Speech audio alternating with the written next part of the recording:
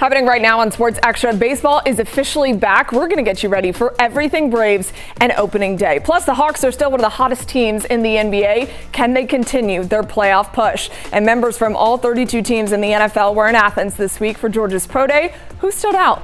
Well, opening day there's something really special to it.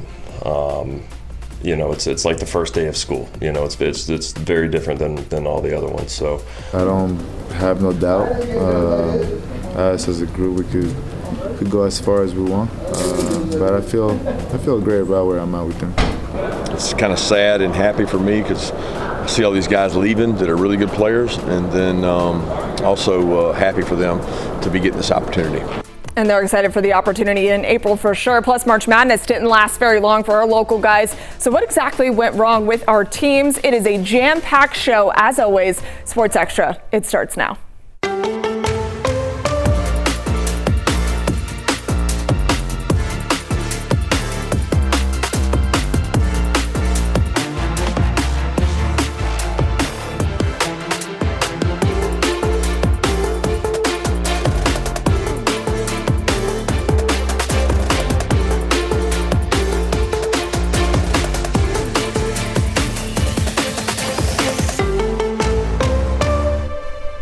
Sunny skies and warmer days, it means baseball is upon us. Ladies and gentlemen, I know us three, we are very, very excited about the Braves being back and baseball season being back. These are guys that like to wear cut-off tank tops to the ballpark every now and again. We're working out. The arms are looking good. Summer's coming. The jackets are coming off. Oh, man. Don't let this fool you. Yeah, I mean, we're trying to cover it up just because TV will look professional. Right. But we'll see us at the ballpark, arms Come Friday. out. Oh, I mean, we're going to be looking crazy. Okay, I'm going to hold you to that, Reggie. When we get to the ballpark on Friday, I expect those shoulders to be out. Reggie Chatman is here as a guest today. Yes. Reggie, thanks for joining me. Hey, glad to be here. I got the blue suit on to match the skies right now. Yeah, it just feels like so much positive energy going around in the city right now. But I guess when the weather looks as good as it's been, I mean, you can't help but love it. And no one's played a single baseball game that counts so far, so that's why everyone's in a good mood, right? Yeah. Grant McAuley from 92.9 The Game over there, our all things Braves expert. You're excited for baseball season, I know. Most definitely. Hope springs eternal for all 30 clubs. We'll see how far that hope carries. 28 to 27 of them. A couple of them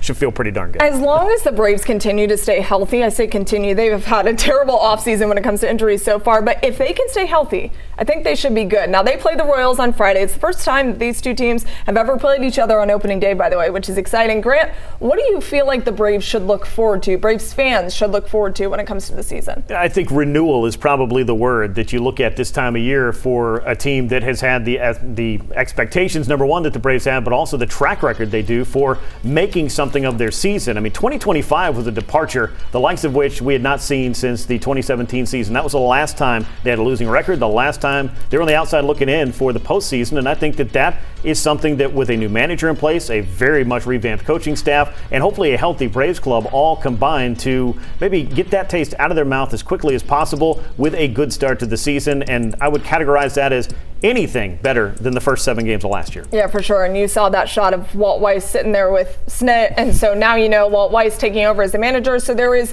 newness around the ballpark as well. Didier Fuentes was named to the opening day roster, expected to pitch out of the bullpen for now. Reggie, you were down there in spring training. This guy had a fantastic spring. Yeah. What did you make of him making the opening day roster? Well, honestly, I just think it's really cool for a guy that was thrust into a position last year where he wasn't necessarily ready to go out there and pitch big league innings with the Braves. So an opportunity after an offseason to be able to work on his game. He's now seen Major League hitting and had a whole offseason to get ready. His spring has looked really, really good. And the things that we knew would be good have translated so far. You knew he had an absolute cannon. The guy can pump it up upper 90s, and he's obviously still a young player, so he doesn't have a lot of innings on his arm so far.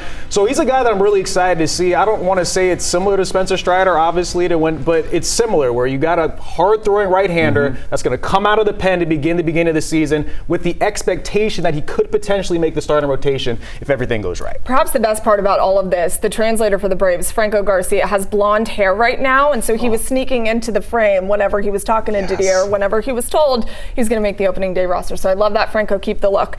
Chris Sale, he gets the ball for the opening day start. Grant, this is something that was really no surprise to anybody. He's 7th. He's a veteran. He is what we all believe to be a future Hall of Famer when it comes to baseball.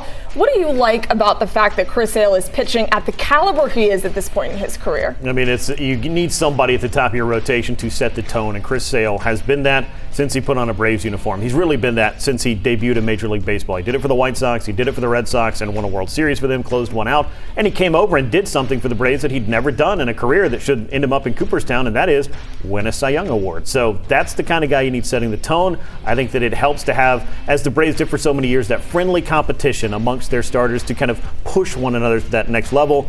Chris Sale is the guy that pushes, I think, the entire club to a next level when he's on the mound. It just energizes everyone. I'll never get over the fact that everyone thought that Chris Sale coming to the Braves was the worst idea ever.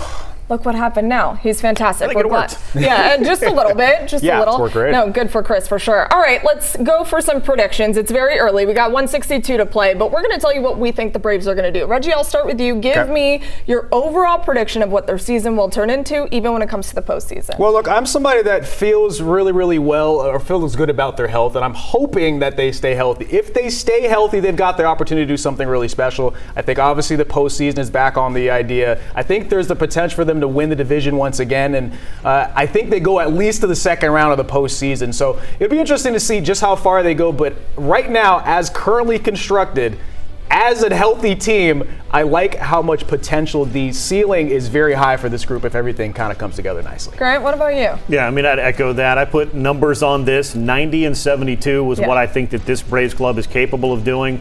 And what does that mean in terms of upgrading yourself from last year's record to the record that you need to have?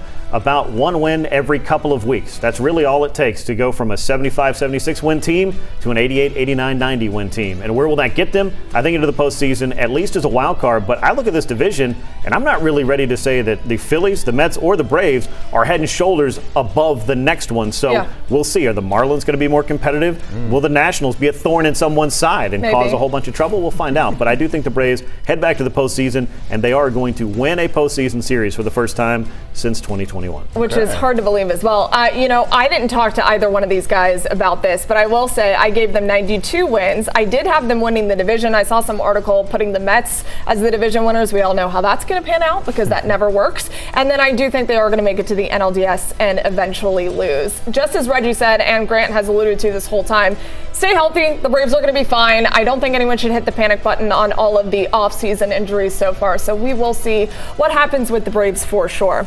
All right. Stay with us. We have a lot more to talk about when it comes to the Hawks. The Hawks with Reggie. Let's stick with Reggie right now. All right. The Hawks are a really hot basketball team. You've been around them for a long time. But now this is a team who is making a very strong push to the playoffs. Yeah. What's happened for them to win 12 of 13? I mean, it's crazy just how much of a turnaround it's been. It just feels like everything's come together super, super well. I mean, big shout out to Ansi Saleh, the GM, who has come in and done some things that people maybe would have been scared to do in the past. Of course, trading away Trae Young and making other moves to bring other guys in. You bring in a guy like Jonathan Kuminga, who didn't play very well against the Warriors last night, but has the opportunity when he's playing well to elevate this team to another level. Defensively, they've been playing incredible. One of the best teams in the NBA defensively and defensive rating. There's just so many things that are going right, and I think it's just because this group under head coach Quinn Snyder and this group full of guys that seem to work really, really well under Jalen Johnson have an opportunity to really play well. I mean, they've been playing great, and it's really fun basketball as well, and I think that's the most important thing. Yeah, it's crazy. When Trae leaves, everyone's thinking, okay, what's next? What does this team actually look like? You get Jalen Johnson to be the superstar that he is, and you put him at the forefront of this basketball team,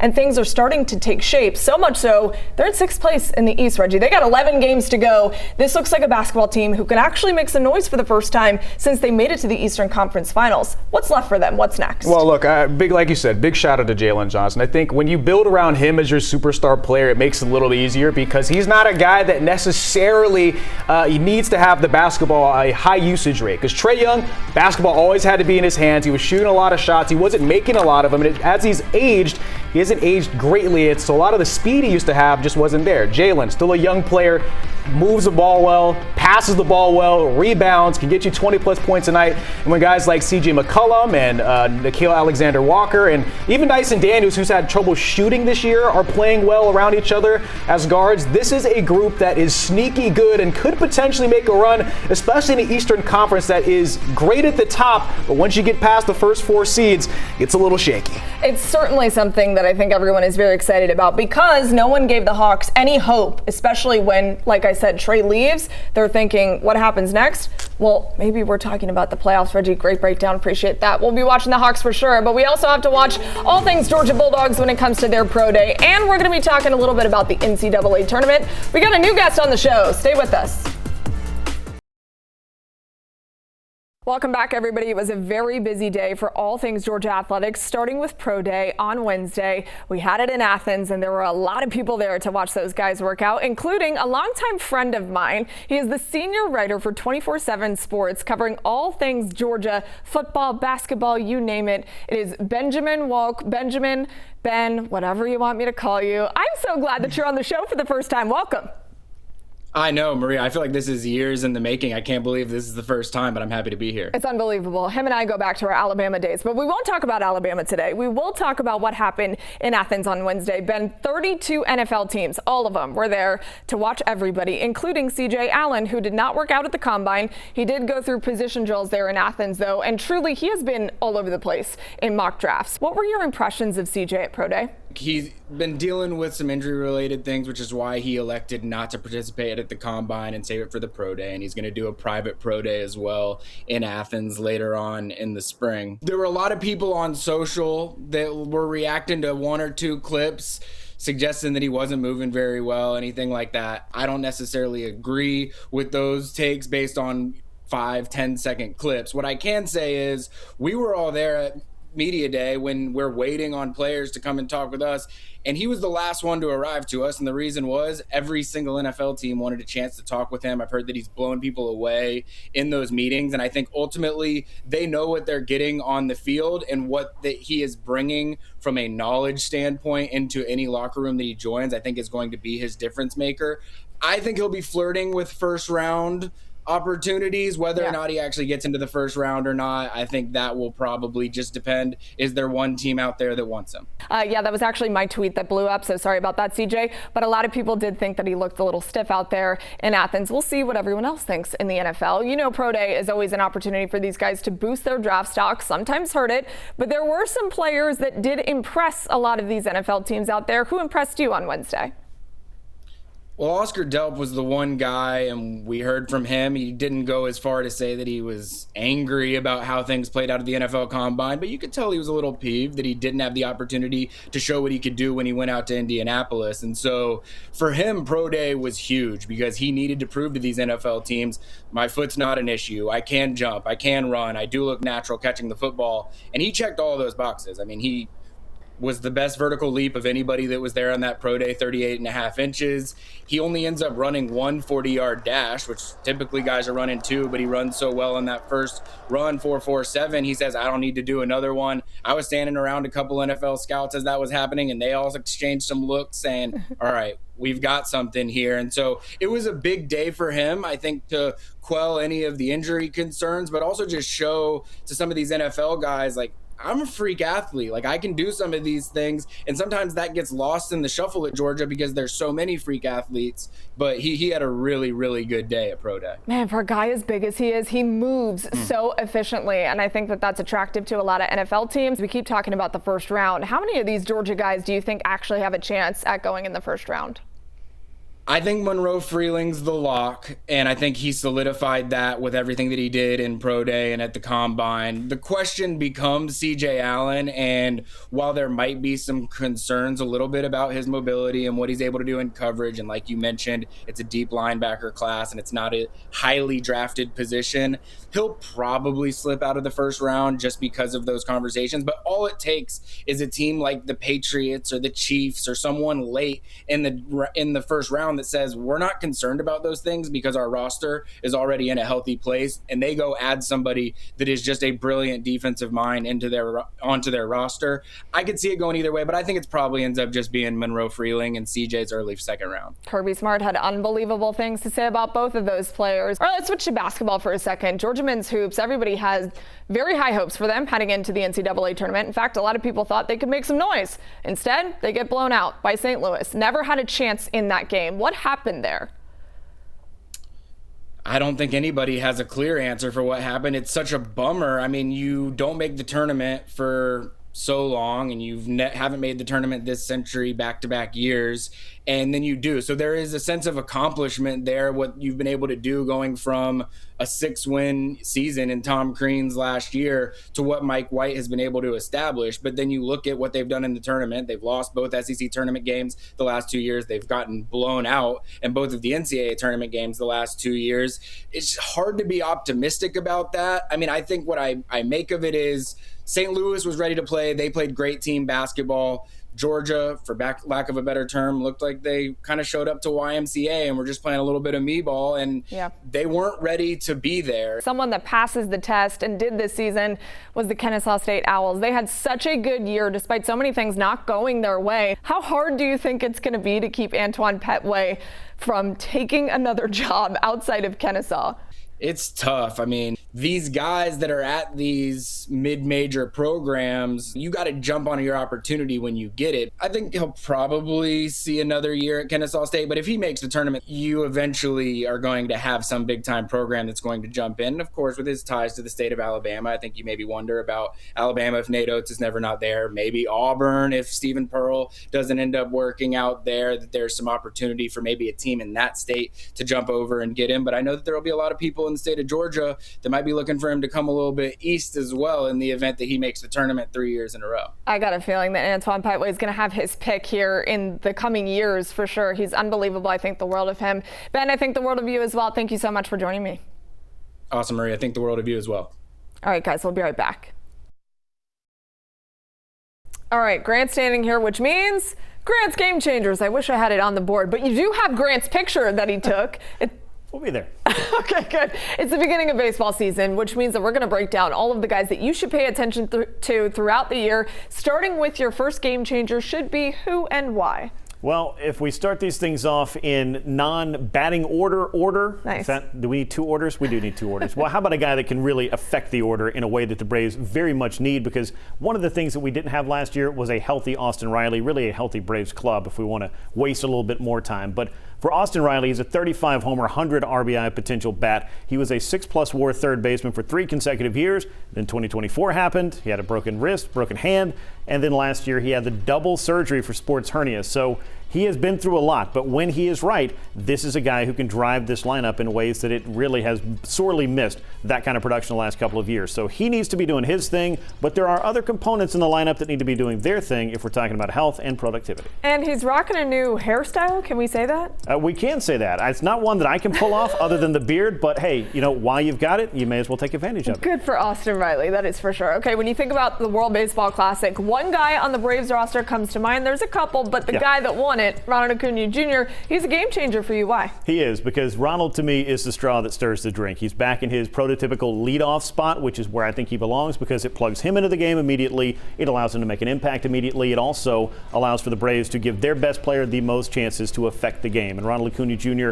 is that guy. This is a big season for him. If you look at last year, yes, he missed, about 65, 67 games. Yeah. But if you look at his 162 averages, it pretty much, sans stolen bases, lined up with the player he was in 2023.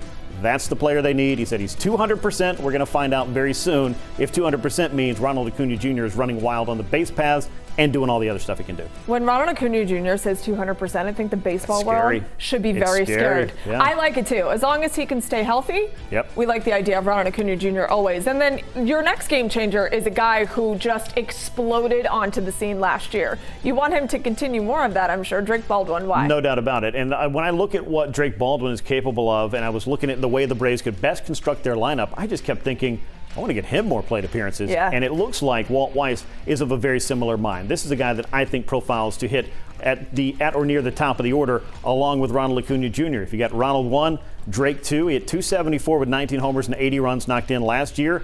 He has some DH opportunity this year because that place is not all clogged up or all given to one player. So I think he's got the opportunity to swing the bat a lot more, be in the lineup a lot more. You'll find some places for Sean Murphy to mix in when he's healthy again. But Drake Baldwin, if we're talking about Braves' best hitters and most plate appearances, he shot up that list very quick last year. What a blessing to have both Sean Murphy and that guy on a roster for the Braves. I think that's going to pay dividends for them this season for sure. And then when you look at the arms for the Braves, you can go a lot of different ways. But for you, one guy in particular, you like him as a game changer. Why? Yeah, and when you ask me, like, guys that can affect this roster in a way, some you're just expecting them to do certain things, like Chris Sale. We talk a lot about what he is and what he needs to be, but Spencer Strider is a guy that the Braves need to have more in the vein of what he was before the elbow surgery. Yeah. Very up and down year in 2025. There were flashes of the old Spencer Strider, but I think that he is going to benefit or has benefited from getting to shut down the machine after 13 months of pitching and rehab, heading all the way through the end of last year. I think the strikeout stuff is still there. I think he'll uptick the fastball some. I think he's going to round out his arsenal a bit as well. And I think we may just see a better pitcher than we saw before the surgery. Ooh. And that could be a scary thing as well. But I think he's going to look a lot more like his old self, and the Braves very much need him to. And how about health? We got to have health. Fingers and toes crossed for the Braves and for Spencer Strider. He's been through it a lot. For sure. It starts with Spencer Strider, but everybody, you got to stay healthy. That is the key for the Braves in 2026. Grant, thanks so much. We'll be seeing a lot more of you this season for sure. And we'll be right back after this.